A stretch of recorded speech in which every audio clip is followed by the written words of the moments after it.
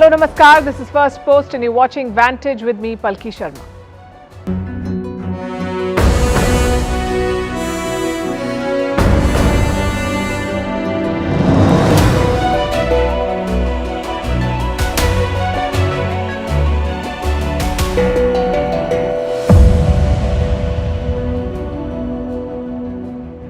Tonight we bring you news from a press conference. It's usually a routine affair, borderline boring if being addressed by government officials. But in this case, it has churned out many headlines. And for what? For not answering one question that was repeated some 22 times. I guess it takes a special skill to stonewall such persistent questioning. I'm sure you're wondering what I'm talking about. This is about China erasing their foreign minister. Missing doesn't cover it anymore. They've erased him from existence, it seems. No mention of him on any official page. He's disappeared. And China wants the world to forget and move on, except that's not happening. Questions are being asked. We'll bring you more. Over in America, they can't get over aliens and UFOs. They held a congressional hearing. It revealed details about secret programs and alien sightings. In Russia, the president is trying to woo African leaders. Very few of them turned up for Putin's summit, and he blames the West for that. South Korea is on course to becoming a major defense exporter. We'll tell you why India must watch out. And have you heard about time blindness? If you end up being late everywhere, this is a story you must not miss. The headlines first.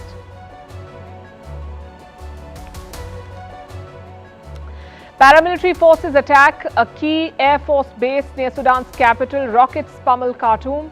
Since April, Sudan's army chief has been locked in a bitter battle with his former deputy. The fighting has killed almost 4,000 people and displaced more than 3 million. Kim Jong-un meets Russia's defense minister and shows off his nuclear arsenal. The weapons on display include Pyongyang's first intercontinental ballistic missile. A Russian and a Chinese delegation are in North Korea. They're attending the 70th anniversary of the end of the Korean War. Is this the fallout of the Imran Khan versus Pakistan army tussle? The Senate passes the Army Amendment Bill. It proposes up to 5 years in jail for anyone disclosing sensitive army information or maligning the forces. The bill also prohibits any person found guilty from political activity for 2 years. Microsoft is in the European Union's crosshairs again. The tech giant is facing an antitrust investigation. It is accused of building its video and chat app Teams, bundling it rather, with other Office products. Microsoft has raked up $2.5 billion in EU antitrust fines in the previous decade. And Spain grants nationality to self-exiled Iranian chess player Sarah Khaden. The 26-year-old had fled to Spain after competing in a tournament without avail in December. The chess grandmaster said it was to show support for the protests back home.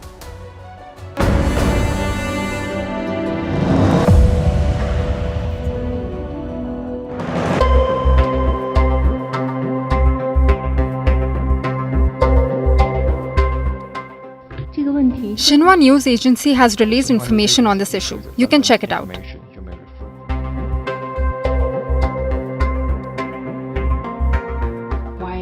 The information on the website of the Ministry of Foreign Affairs is updated in accordance with relevant management regulations. Next question.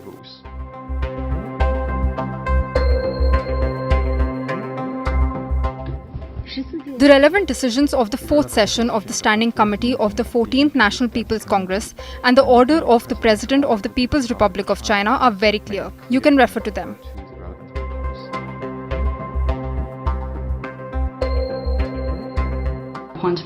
I have no information to provide on this question. Next question.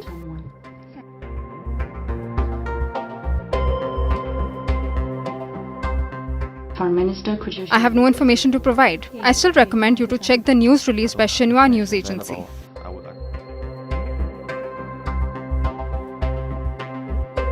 From China's Foreign Minister. I have already answered this question. Information is on the website of the Ministry of Foreign Affairs. We updated according to the relevant management regulations.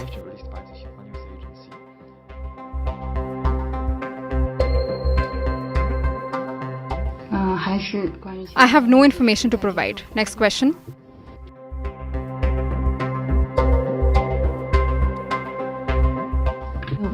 I have no information to provide. Next question.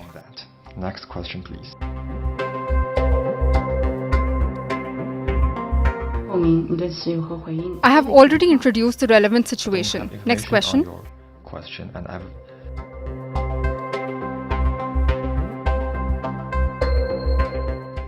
And Xinhua News Agency has released the news, but I don't have any more information. Xinhua Next News question. Agency released the information. It's the new Houdini act. Forget escaping from a tank of water or pulling out rabbits from your hat. China has just pulled off the greatest magic trick ever. Their foreign minister has vanished. It's like he never existed. Just go to China's foreign ministry website, search Qin Gang. You will get 0 results. President Xi Jinping has around 400 articles. Wang has around 700 of them. Now, Wang is Qin Gang's predecessor and successor. You can see statements about his visits from the last decade. But all information on Qin Gang has been purged. He's been erased from official records. If cameras did not exist, neither would Qin Gang. We just showed you how the Chinese government is handling the situation. They have no answers to give, none whatsoever. Reporters posed around 20 questions. Every time the answer was the same. I have no information. Please refer to the media release. And what does this media release say? It has one sentence about Qin Gang's sacking. It says he's been removed from the post of foreign minister. And now I don't know about China, but here in the real world, we have something called context. We like to know why and how things happen. The world still doesn't know the reason behind Qin Gang's sacking. As a result, there is speculation. Some say he had an affair, that his alleged girlfriend recently gave birth in the US. Others say there is a corruption probe, that Qin Gang was implicated in something shady. And finally, health concerns. Maybe Qin Gang is sick. That's what the Chinese government said last month. But days later, he got the sack. The last time we saw him was on the 25th of June in Beijing. It's been more than a month. In this time, he's not just been sacked, he's also been missing. We are talking about a senior cabinet official here, the man in charge of China's foreign policy. How does someone like that disappear? Well, the answer is quite simple. Because the Chinese regime wants him to disappear. High-profile crackdowns are not uncommon in China. Businessmen and celebrities have vanished for months on end. They do turn up eventually, but by then they're very different people. More compliant, more loyal, and more silent. Basically, more communist. Could something similar happen to Qin Gang? The foreign ministry refuses to say. They claim they're opposed to malicious hype. Listen to this. The relevant information on appointments and dismissals has been released in a timely manner from the Chinese side. We're always opposed to malicious hype surrounding this matter. If only they could end all this hype and speculation. Well, they can. Just tell the world what happened. We know there is no point speculating about Qin Gang's disappearance, so let's focus on something else. What does this entire episode say about China? A, they're opaque and secretive, and B, they don't care what the world thinks. Both of these issues should ring alarm bells for the world. China is a country of 1.4 billion people. They make up 18% of the global GDP, around 15% of global trade. They have more than 400 nuclear warheads. They occupy a permanent seat in the United Nations Security Council. Like them or hate them, you cannot ignore them. China's policies have a huge impact on global economy and politics. Xi Jinping has been open about his ambitions. He wants China to become a global superpower. But for that, he will need trust. Other countries must feel confident about China. And how do you do that? Certainly not by hiding your top diplomat. This sort of secrecy can have devastating consequences. We saw that during the Wuhan virus pandemic. They tried to hide the outbreak until the last moment. They kept lying about the virus, and that delay cost all of us. And that tells you how dangerous secrecy can be. Secondly, what is the world supposed to do now? Qin Gang met dozens of foreign ministers. He also visited India in March this year. I'm sure he had important conversations with Indian officials. Do those talks still matter? Or have they also been erased from China's memory? What about his policy initiatives? Do they still stand, or have they been forgotten as well? Do you see the problem here? This incident will erode whatever little trust China had left. If officials are so expendable, who do you negotiate with in Beijing? I guess Xi Jinping himself. But even the president has lost some of his credibility here. He handpicked this man, Qin Gang, sort of like his foreign policy protege. But within months, he's had to fire him and make him disappear. It's not a good look for the wise and all-knowing chairman, is it? Such incidents should be a cautionary tale for the world, a warning against Chinese superpowerdom. If it's the foreign minister today, it could be anyone tomorrow. Imagine all of us start trading in the yuan, the Chinese currency, and the next day China's central bank chief disappears. Good luck trying to limit the fallout then. The fact is, China needs to give some answers on what has happened. If the truth is unpalatable, maybe even try some propaganda. But stonewalling is not an option, because right now the fire-breathing dragon is a laughing stock.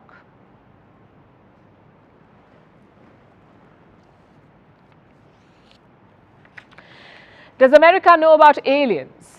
Does it have proof about alien UFOs? And is it hiding that proof? I ask because a sensational claim is making waves. Listen to this.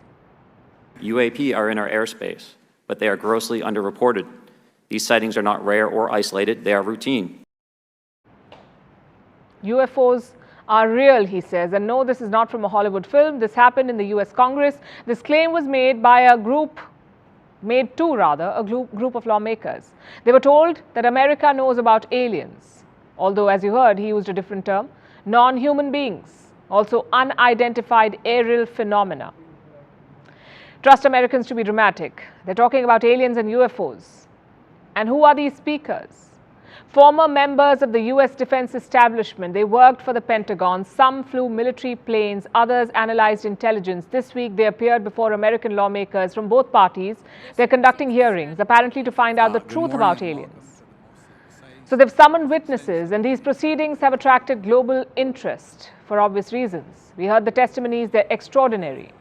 Take, for example, the testimony of a man called Ryan Graves. He's a former American Navy pilot. He told lawmakers about a training session. No dates were mentioned, but here's how the story goes. 2 F-18 Super Hornets were in the air. They were flying in formation. Suddenly, a UFO appeared. And what happened next? Why don't you hear it from the horse's mouth? 2 F-18 Super Hornets were split by a UAP. The object, described as a dark gray or a black cube inside of a clear sphere, came within 50 feet of the lead aircraft and was estimated to be 5 to 15 feet in diameter. The mission commander terminated the flight immediately and returned to base. He says UAP, that's unidentified anomalous phenomenon, what's more commonly called a UFO, unidentified flying object. So what happened after the pilots returned? Graves told American lawmakers that a safety report was submitted, and that's the last that he heard of it. He doesn't know if any action was taken on that report. But this is just one story. Apparently, there were more encounters and more mysterious events. Our next account is from a man called David Fravor. He's a retired US Navy commander. He too delivered a testimony. Fravor was once flying an F-18 jet, and he noticed something strange.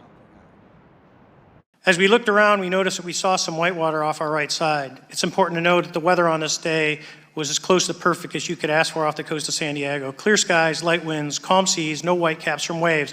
So the whitewater stood out in a large blue ocean. All 4 of us, because we were in F-18Fs, so we had pilots and Wizzo in the back seat, looked down a saw a white tic-tac object with a longitudinal axis pointing north-south and moving very abruptly over the water like a ping-pong ball. A small white object moving over the water like a ping-pong ball, he says. At the risk of sounding repetitive, let me remind you, this is not from a movie. All these testimonies happen in real life, and we save the most sensational one for the last. The third witness, his name is David Grush. He's a former intelligence official. He worked in the US Defense Department, that's their defense ministry, and what did he do there? He was on a task force about UFOs, so perhaps he knows better than all the others. And what did Grush say? He said America has had long-standing covert programs. Some date back to the 1930s. And he then went on to talk about aliens. He told lawmakers that the US government has some materials, they are of quote-unquote non-human origin, and they were taken from some crash sites. Listen to this. Has the U.S. government become aware of actual evidence of extraterrestrial, otherwise unexplained forms of intelligence? And if so, when do you think this first occurred? I like to use the term non-human. I don't like to denote origin. Keeps the aperture open, both scientifically. Right. Certainly, like I've discussed publicly previously, 1930s. Again, this is on-record testimony, and Grush had more to say. He spoke about a reverse engineering program where crashed vehicles were tested. I have that statement with me. Listen to this. I was informed in the course of my official duties of a multi-decade UAP crash retrieval and reverse engineering program to which I was denied access. So he did not see it for himself, but he claims the program did exist. And this is quite a claim. The Pentagon has been quick to rubbish it. They have, in fact, released a rebuttal. Let me quote from it. The Defense Department Task Force does not have any verifiable information to substantiate claims that any programs regarding the possession or reverse engineering of extraterrestrial materials have existed in the past or exist currently. In other words, the Pentagon says it does not know anything. But convincing the skeptics will be hard. Aliens and UFOs still sound like a far-fetched idea. And look at the careful choice of words. Non-human doesn't really mean alien. It could even be a plant or a sample of something else maybe. So there is still little tangible evidence except for videos like this one. These are unclassified videos. They were part of a US intelligence report.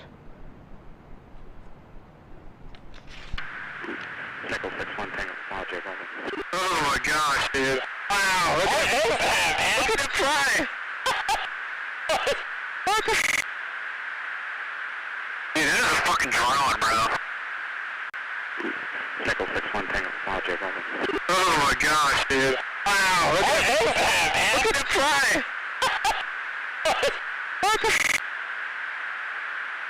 So what are those flying objects? The US government said they do not know.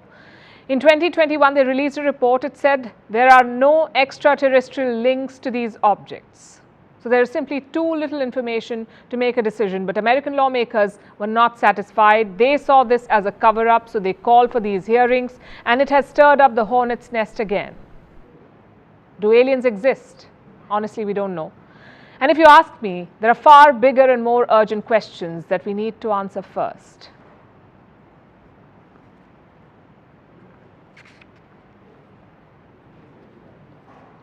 Meanwhile, in Russia, the president is on a charm offensive. Vladimir Putin is hosting the Russia-Africa Summit. The first edition was in the year 2019. It was held in Sochi. It is Russia's largest resort city. What's happening now is the second edition. The theme for this year is peace, security and development. And that's what's on the agenda. Growing cooperation, promises of deals, security guarantees, all with a sprinkle of geopolitics. The summit started with a bang. Putin's first promise was free grains to Africa.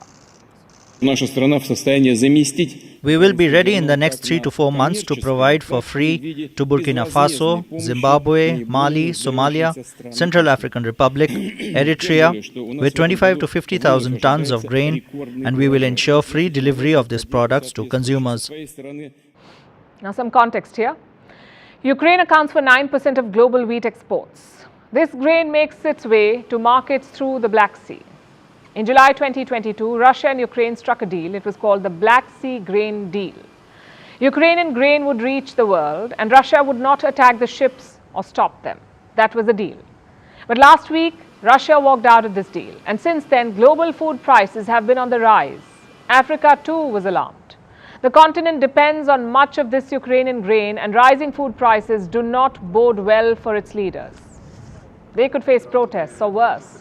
So Putin is now making up for that. He's promising to cover up for Ukrainian grain, and he's offering some of it for free.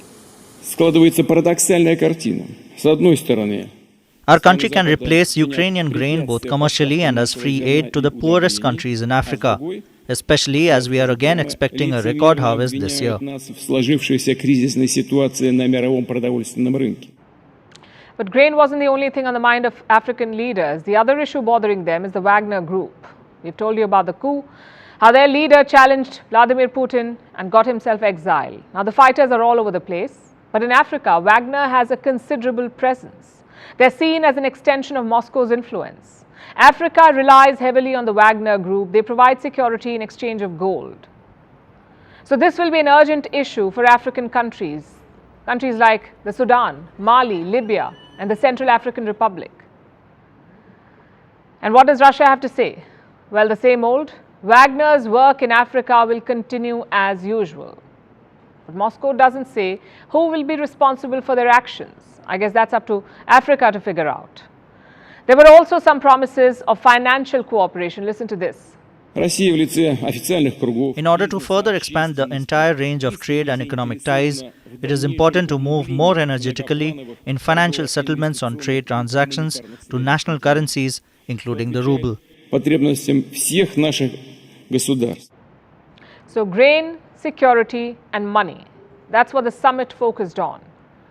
But was that the real aim of this extravaganza? You see, Putin is isolated on the global stage. He waged a war last year, and since then the West has shunned him. So he's looking for alternatives and pockets of support. He wants to exert his influence on Africa. And how will he do that? He cannot travel to Africa. There's an arrest warrant against him from the International Criminal Court. Flying down would be a risk. So Putin chose the second best alternative, which is inviting all of these leaders to Russia. In fact, it was a perfect opportunity for him to hold center stage before all these African leaders. But the guest list might be a dampener. Putin expected a full-packed auditorium. What he's got is a lot of empty seats. 49 African delegations were invited this year. Only 17 RSVP'd. It's a sharp fall from 2019 when 43 leaders visited Russia. And what explains this dwindling guest list? Moscow blames the West for it. It says Western nations tried to sabotage the event.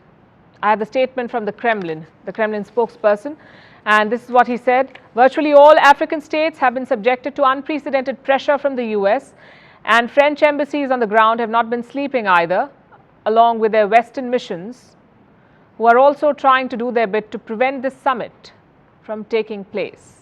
So Moscow says African countries were subjected to unprecedented pressure. But is that really what's happening? The Ukraine war has divided the world. Countries were quick to choose sides. Africa did not. It has been mostly neutral. African countries did not want to get drawn into a Cold War-like situation. They wanted to avoid camp politics. Also look at Russia's footprint in the continent. It has a high profile, yes, but not enough investment to show for it. In 2019, Putin vowed to double bilateral trade within 5 years, but that's not happening. Trade is stalled at $18 billion per year. Foreign direct investment is abysmally low, and Russia doesn't offer much aid either. So while Putin's African dream promises may sound impressive, his USP is diminishing. There are other compelling dreamers in the mix, the likes of China, the United States and France. They're all vying for influence in Africa. And they're also pumping in a lot of money. Putin knows that a few favors here and there are crucial to secure trust, thus the free grains. But will he be able to match up with investments in the long run? Will his promises hold up? Or will they just disappear like a mirage in the Sahara?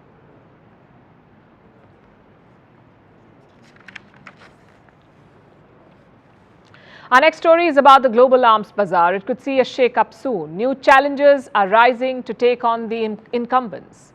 Tonight we focus on South Korea. South Korea wants to be a major arms dealer, and today it took one step closer to that goal. A South Korean firm has won a contract. The name of this company is Hanwha Aerospace. It has won a deal to build infantry fighting vehicles. And who is the buyer? The Australian Army. They will pay at least $3.4 billion for 129 infantry fighting vehicles. This is one of the largest projects in the history of the Army. The cost will be subject to detailed negotiations, but is expected to be between $5 and $7 billion. Now this is a big deal. It's been called a historic agreement, and I'll tell you why. It is for the first time that an Asian company has bagged a defense deal from Australia. Although Hanwha Aerospace is not a new player, it is South Korea's largest defense contractor. And this was not an easy bid to win. There was another formidable player in the mix, Germany's Rheinmetall. again a well-established player. The bidding went down to the wire. Australia's opposition personally endorsed Rheinmetall, the German company, but Canberra decided to go the other way. And they realized this might not sit well with Berlin. Rheinmetall said it was disappointed. An Australian minister tried to contain the damage. He said Australia will keep talking with Germany. Let me quote from what he said. We'll continue to engage with the government of Germany on that. We are very hopeful that will continue. And that may continue, but in this round, Berlin has lost to Seoul. A few years ago, this would have been hard to imagine, Australia choosing Asian weapons over Western hardware. But it's happening. This deal signals intent. South Korea wants to become a major arms supplier. In recent years, there have been a bunch of big deals. In 2021, Seoul's defense exports doubled from about $3.2 billion to close to $7 billion, 2021.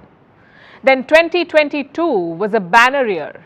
Do you know how much business South Korea did? Last year, they earned more than $17 billion from weapons exports. So the sales doubled again. And let me say this, Seoul is not even selling weapons to Ukraine. South Korean weapons have their own market. How did this happen? How did South Korea take this lead in the global arms bazaar? Well, this is a story of self-reliance. South Korea began building up its defense industry in the 1970s. The decision was primarily driven by fear. Seoul was worried about the North. It wanted to keep its guard up against Pyongyang. It also did not want to depend on powers like the US all the time and beyond a point. So the government invested in defense sectors. Weapon makers were given generous loans and tax breaks. A new industrial policy was introduced. It encouraged development of sectors which promoted the concept of dual use, meaning technology that can be used for civilian purposes and for military. These were areas like steel making, shipbuilding, and electronics. Dual use. All of them have military applications. And that's how South Korea built up its defense industry. Now they're making money off it. Korean K-2 tanks, Chunmoo rocket launchers, K-9 self-propelled howitzers, and the F-A-50 fighter aircraft are much sought after in the international market. And which countries are buying these weapons? The Philippines, Indonesia, Egypt, Saudi Arabia, Poland. Hanwha Aerospace, the company that just bagged the deal in Australia, is a giant. It is well known for its howitzers. These guns command a 55% share of the global market, 55%. So South Korea is a serious player. And also a good case study for India because Seoul is on course to becoming a formidable competitor for New Delhi. You see, India too is trying to ramp up its defense exports, and Korea presents a challenge. I'll give you an example. Earlier this year, Malaysia announced a deal. It decided to buy 18 South Korean fighter jets. The deal was worth $920 million. Guess who else was trying to bag it? India. New Delhi had made a pitch for the Tejas. These jets are made by the state-owned company HAL, Hindustan Aeronautics Limited. And India's pitch was quite attractive. Reports say, along with the jets, India also offered to set up a maintenance, repair and overhaul complex. They also offered aviation management courses. And they were ready to sign up to make some parts of the jet in Malaysia. All of it was on offer, but the Malaysians were not sold. To them, the Korean offer seemed better, and they took it. And to be honest, India still has a lot of catching up to do, but they must do it fast. You see, the global arms bazaar is opening up. There are more opportunities than before.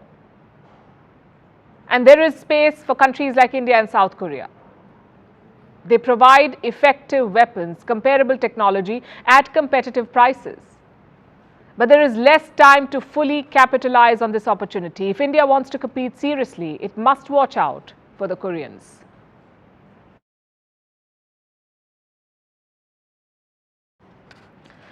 The Pacific Islands are having a busy week. French President Emmanuel Macron is in town. He's on a 5-day visit to the region, and he's currently in Vanuatu. It's a country in the southwestern Pacific Ocean, Vanuatu. Its population is around 330,000. Macron was given a traditional welcome by the government there. He attended a cultural event. He held talks with Vanuatu's Prime Minister, and then he dropped a statement, the kind that you expect newspapers and channels to pick up immediately. The French president said, there is a new imperialism in the Pacific. Listen to this. A new imperialism is emerging in the Indo-Pacific, particularly in Oceania. and a logic of power is threatening the sovereignty of many states, the smallest and often the most fragile. So what exactly is Macron talking about? You see, the Pacific has become a battleground, a new battleground. It has traditionally been America's backyard, but in the last decade or so, China has made giant strides. So now it's a race. This month, China signed a policing deal with the Solomon Islands. Before that, the Americans struck a deal. They signed a defense agreement with Papua New Guinea. In fact, Joe Biden's top officials are in the Pacific right now. Foreign Minister Antony Blinken is in Tonga. Defense Minister Lloyd Austin is in Papua New Guinea. But which side is Macron on? You would think he's with America, but he isn't. The French president is offering a so-called alternative. He says he's against hegemony and confrontation. So he's pitching the French way. The question is, can he back it up? France does have presence in the Pacific Ocean, and I do not mean warships or aircraft carriers. France has sovereign land in the region. New Caledonia, French Polynesia, and Wallis and Futuna. France owns these territories. Around 1.6 million French citizens live here. Their exclusive economic zone spans almost 9 million square kilometers. My point is, France is a Pacific power, which is also why Macron's declaration is problematic. Yes, there is new imperialism in the region. America is taking over military bases. China is taking over policing duties. But what moral ground does France have? These Pacific territories are vestiges of French colonialism. Some of them have tried to break free. In 2021, New Caledonia held a referendum. Around 96% of the population chose to stay with France, not break free. There are pro-independence groups, but they boycotted the last vote. So before talking about new imperialism, maybe acknowledge the old one. President Macron has not described his Pacific plan in detail, but there are three broad themes. One is more political and military engagement. Two, more development aid. And three, help against natural disasters. You see, Pacific Islands are on the front lines of climate change. It is their most pressing problem. But why is Macron pitching an alternative? Would it not be easier to join the Americans? Well, technically, yes. But there are two reasons why Macron is going alone. The first is AUKUS, the submarine alliance between Australia, the UK and the US, AUKUS, AUKUS. France was supposed to be building these subs for Australia, but that deal was snatched from them. And what's worse, there was no heads up. The announcement was a total surprise for France, and since then, Macron has pursued an independent Indo-Pacific policy. He's even reached out to India for that. So that's one reason. The second reason is more elaborate. French leaders, including Macron, are not happy being junior partners. They have bigger dreams. Call it Napoleonic tendency or strategic autonomy, but that is the truth. Meet Charles de Gaulle. He was president of France in the 1960s. His policies were aimed at creating a supranational Europe, not a lackey of the US, but a counterweight. That's what he wanted. He wanted to create a European army. He also downgraded France's membership in the NATO. In 1966, France exited NATO's military command structure. They rejoined only in the year 2009. So France has always had big ambitions, but Macron is cut, and perhaps Macron is cut from the same cloth. He has also proposed the creation of a European army. In the month of April, he had some tough words for the US. He said Europe cannot be America's follower. So the intent has been there, not just now, but even 60 years back. Which brings us to the question, what is holding France back? Well, in Macron's case, it is politics. He is an embattled leader at home. He has been pushed from one protest to another. In such situations, you cannot really spend much time on foreign policy. That is one problem. The second is the lack of economic heft. France's share of the global GDP is just 3%. The US makes up 24%. China makes up 18%. In fact, Germany, Japan, India, and the UK rank above France. Does that mean Macron's Pacific push is doomed to fail? Well, maybe not. His talk of a middle ground will attract attention for sure. If you align with the US or with China, the risks are higher. They may talk about peace and strategy, the US and China, but let's be clear, both these countries want staging grounds in the Pacific. No one is asking the Pacific countries what they want. Do you know what they want? Climate action. They need funds, knowledge, and resources to tackle climate change. It's a pressing issue for them, an existential issue. It's way more important than Taiwan or the South China Sea. If you can give them that, you can build lasting partnerships.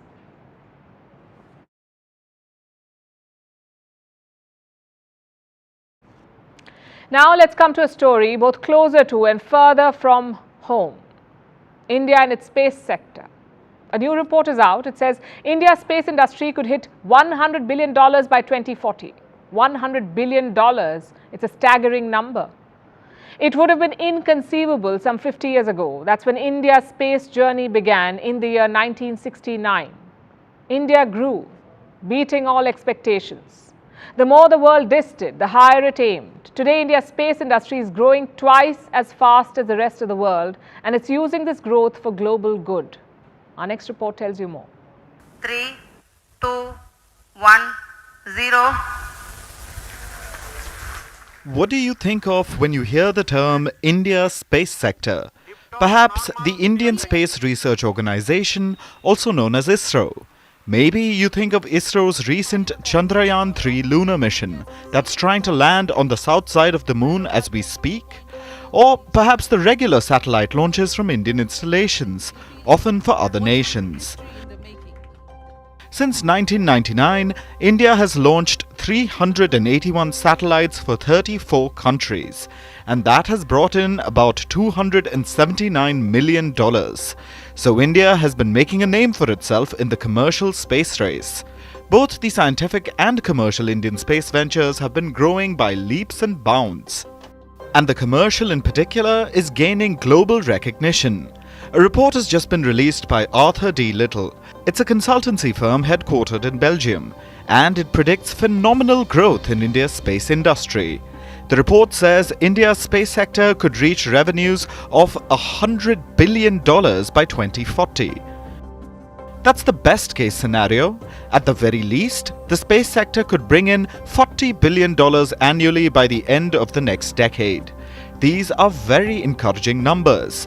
India's space industry generates about $8 billion in revenue at present, so it is predicted to grow anywhere between 5 to 12.5 times in the next 18 years. That's a minimum prediction of 5-fold growth, going up to 12.5 times. It's far ahead of the rest of the world. At the very least, India's space sector is expected to grow at twice the global average, which it's already doing. India's space sector currently grows at about 4% annually compared to the world average of 2%. So the country is already outperforming the world. If it just stays on its present course, India's space sector should hit $40 billion by 2040. But in order to max out its growth, India needs to change a few things. According to Arthur D. Little, to hit $100 billion in space revenue, India can do the following things. Enact clear and comprehensive space regulations, strengthen space equipment manufacturing capabilities, encourage foreign investments in satellite facilities, use production-linked incentives to become a satellite manufacturing hub, collaborate with international companies through joint ventures and acquisitions, support early-stage space startups, and build a skilled workforce to work in the space sector. It's a lot of work, but India seems keen to put in the effort to modernize. The Indian space sector is already opening up to privatization.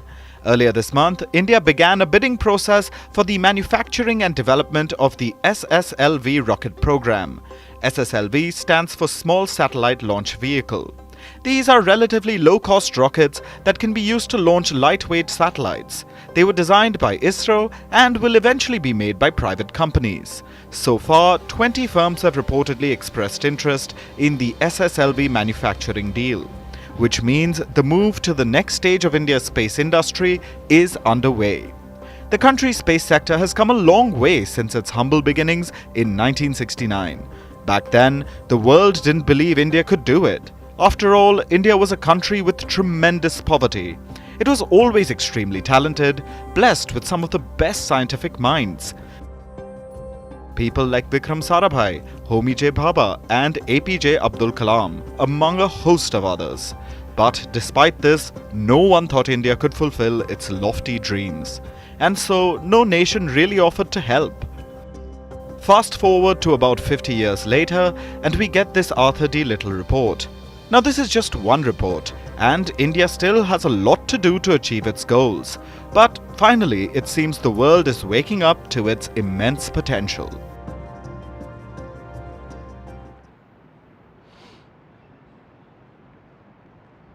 It's been 6 years since the Me Too campaign. 6 tumultuous years. In this time, we have called out sexual harassers. We have unmasked dozens of predators. But how many have we punished? I ask because of the Kevin Spacey trial. The actor has been acquitted by a court in London. He was accused of 9 sexual offences by 4 men. All the cases were in the same period, from 2004 to 2013. But the jury did not convict him. They found him not guilty of all the offences. So Spacey walked out a free man. He says he's humbled by the verdict. Listen to this first. I imagine that many of you can understand that there's a lot for me to process after what has just happened today. But I would like to say that I'm enormously grateful to the jury for having taken the time to examine all of the evidence and all of the facts carefully before they reached their decision. And I am humbled by the outcome today. Kevin Spacey had been accused by around 30 men. Not all of them went to court, 30 men. Those that did had multiple allegations of groping, of drugging, and of assault. Spacey denied all of it. He said the accusers were out for money, but he did admit to 2 things. 1, that he was a quote-unquote big flirt, and 2, that he often made, and I'm quoting, often made clumsy passes, whatever that means. The accusers did testify against Spacey, but the jury was unmoved. They declared him innocent. There is already talk of him making a comeback. You see, when the allegations emerged, Kevin Spacey became kryptonite. No one wanted to work with him, but now he's plotting a return to mainstream acting. Johnny Depp did the same after his domestic violence case. So tonight we're asking an important question. Have courts failed the Me Too movement? And Kevin Spacey is just one example of it. American comedian, Bill Cosby was accused by 60 women, 60. In 2018, he was convicted in jail for 10 years. It was seen as a huge moment in the Me Too campaign, but the joy did not last. In 2021, that conviction was overturned. Bill Cosby walked out a free man. Another example is Mario Batali. He's a celebrity chef in the United States. He was charged with sexual assault in 2019, but last year he was acquitted. The situation is no different here in India. The conviction rate in crimes against women is just 26%. 1 out of 4 accused is not convicted. Only 1 is convicted, in fact. If the accused is powerful, he can do a lot. Intimidate his accusers, bribe officials and judges, even slap defamation cases against his victims. This is the unfortunate truth of Me Too cases. They've shaken our collective conscience. They've also exposed the true face of powerful men. But when it reaches court, it's different. Take a look at France. Only 14% of rape allegations led to jail time, only 14%. Between 2019 and 2020, the number of convictions in fact declined. By how much? Almost 31%. What explains this trend? Why do Me Too cases fail in court? There are multiple reasons for that. One major reason is the type of legal system in place. Western countries use a jury system. Ordinary people are constituted into a panel. This panel will decide whether the accused is guilty or not. It may sound like democracy in justice, but not every case is easy to understand or decide on. Some of them are complicated, like Me Too cases, very complicated. Do jurors understand the concept of power disparity or the idea of consent? Maybe some of them do, but we live in a politically charged world. Me Too cases have become legal and political flashpoints. So using juries may not be ideal. The second reason is time. Accusations have emerged or often emerge after years or decades. So evidence is hard to get. In such cases, it becomes a he said, she said situation. The Kevin Spacey case is one such example. As always, the court believed what he said. A third reason is the way our police and courts are designed. They're not sensitive enough. They're not concerned about why this movement emerged. Hence all the acquittals. And let's be clear about one thing. An acquittal does not mean the accusers lied. It does not mean the Me Too movement was a farce. It means our legal systems need an upgrade, and an urgent one at that. Imagine a survivor reading about these repeated acquittals. It could traumatize women who have come out, and it may also scare away women who haven't. So our courts and laws need a reboot. But until then, what can we do? For starters, do not rehabilitate these people. We've seen Me Too accused return to mainstream jobs as actors, as businessmen, as journalists, and as politicians. And this is a dangerous trend. You're putting more women at risk by rehiring these predators.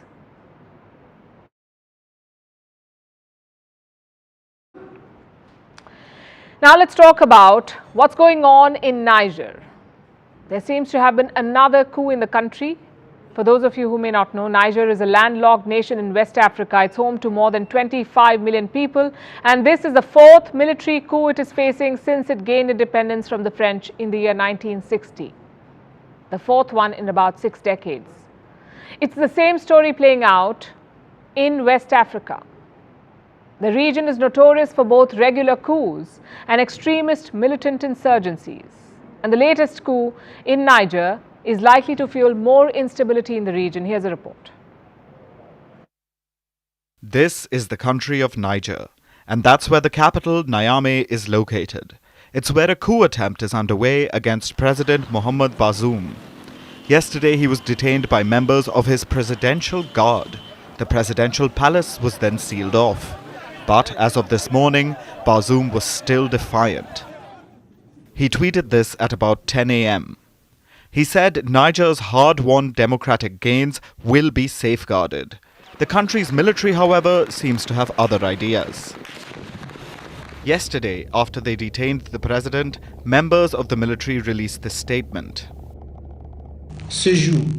This day, July 26, 2023, we, the Defense and Security Forces, meeting within the National Council for the Safeguard of the Homeland, CLSP, have decided to put an end to the regime you know.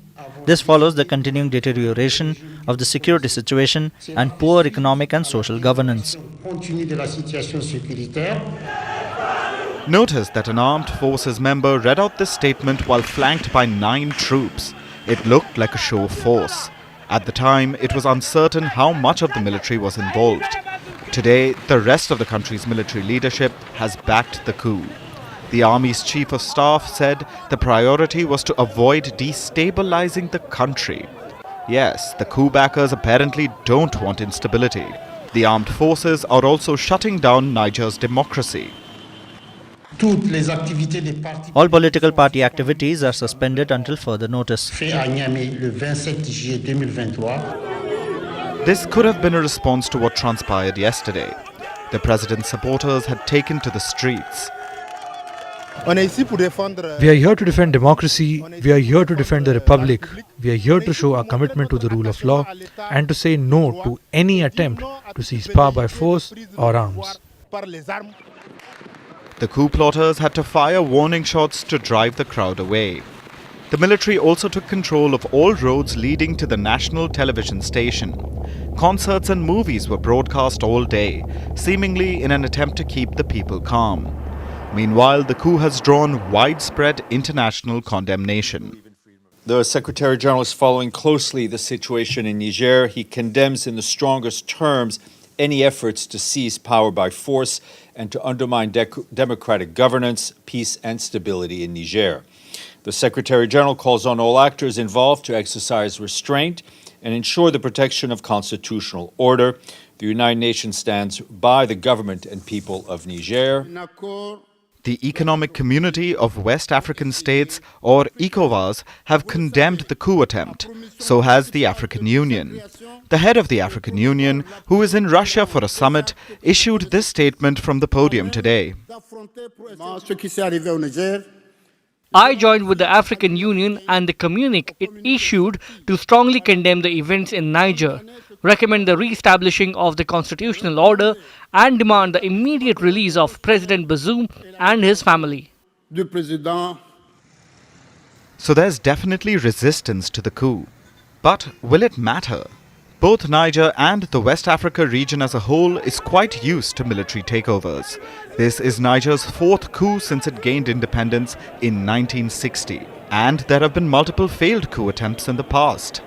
When Bazoum became president, that was the first peaceful democratic transition of power in Niger. Every other presidency has ended with a coup. And like we mentioned, the entire West Africa region is used to armed forces taking control. Look at this list beginning from just 2000. Burkina Faso, 3 coups, 2 of which took place last year. Mali, 3. Guinea, 3. There was a coup in the neighboring Central African nation of Chad in 2021. These countries have suffered 7 coups since 2020. Instability and military impunity are rampant, which is why it's no surprise that militancy thrives in the region. Al-Qaeda, ISIS and Boko Haram all operate in the area. The region's militaries are supposed to be fighting the terrorists, but instead they're too busy toppling elected governments. And all the while, sandwiched between power-hungry troops and religious extremists are West Africa's citizens.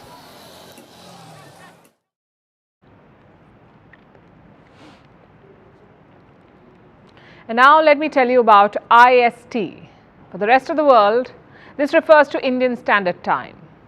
But I'll let you in on a little secret. We Indians have a slightly different definition for it. To us, IST is Indian Stretchable Time. For instance, if you're invited to an Indian wedding at 8 p.m., it will probably begin at 10:30 p.m. and I'm being generous with the timing here. It's almost like a mutual understanding. We're all on the same page, much like tardy telepathy. But let me clarify, we aren't the only latecomers. People across the world struggle with being on time. According to a survey, 12% people are late to work at least twice a week. 12%. Running late is the only exercise many people get.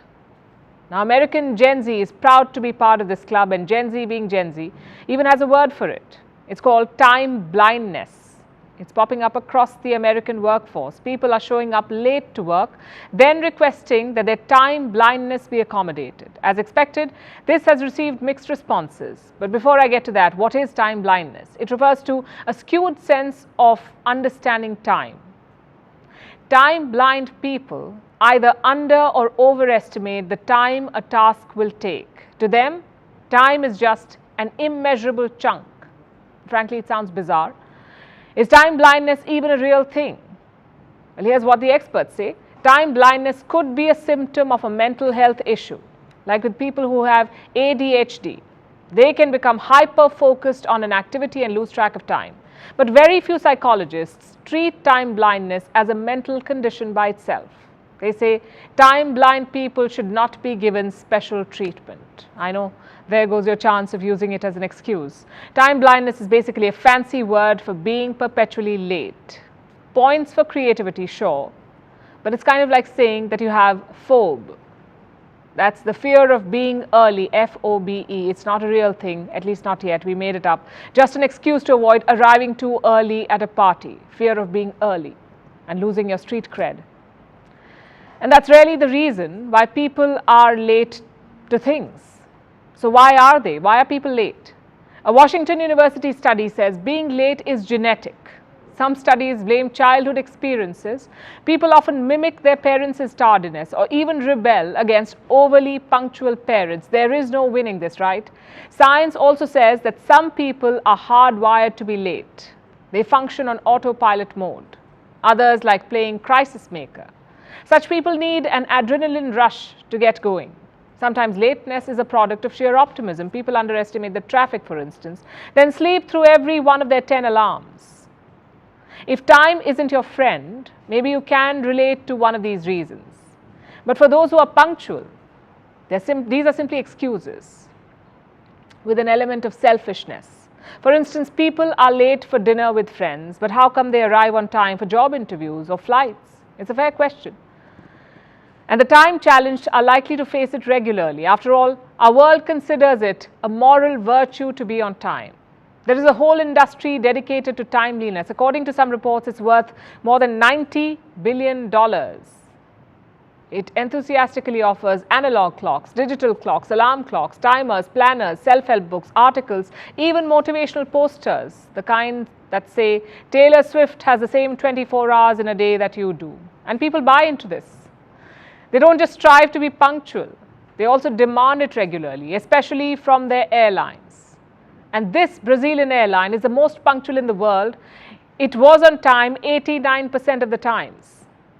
Haneda Airport in Japan is a proud member of the Efficiency Club. It's the most punctual airport in the world, and for all the jokes that we crack about IST, Kempegowda International Airport in India is the second most punctual one. The next three most punctual airports are in the US. But that's not all. We even expect punctuality from our trains. Some countries take it a little too far though. In 2017, for instance, a Japanese rail company issued an apology because its train left 20 seconds early. It is odd. But as I said, punctuality is seen as a virtue, at least in many societies. Germany, Britain, France, Switzerland and Japan are meticulously punctual. Whereas many Latin cultures and Asian countries like India and China practice flexible time. But even in these countries, latching on to the time blindness trend will not fly. Being fashionably late is hardly ever in fashion, but then again, people just can't help it. Some are born late, some achieve lateness, and others have lateness thrust upon them. And now it's time for Vantage Shots, images that tell the story. We're starting with the United States. A burning crane came crashing down from a high-rise in Manhattan. The crane was carrying 16 tons of concrete. 2 firefighters and at least 9 other people have been injured. Meanwhile, Senate Majority Leader Mitch McConnell just experienced the longest 19 seconds of his life. So did everyone else in the room. No, they did not do a plank together. McConnell went abruptly quiet in the middle of a news conference. Everyone was confused. He was then escorted away, and when he came back, he said he was fine. In London, tiger cubs had a fun time in a zoo. They soaked in the sun, chilled on a swing, and called it a day. Finally, we're taking you back in history. On this day in 1953, the Korean armistice was signed, ending the 3-year-long war. The Korean Civil War began in 1950.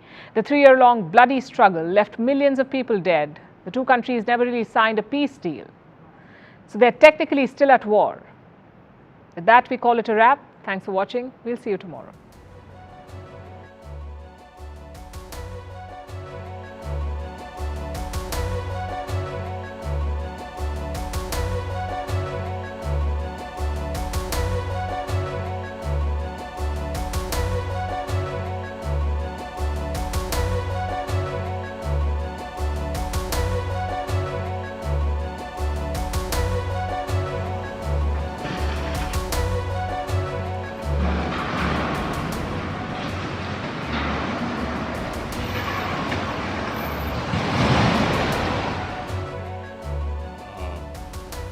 This week has been good bipartisan cooperation and a string of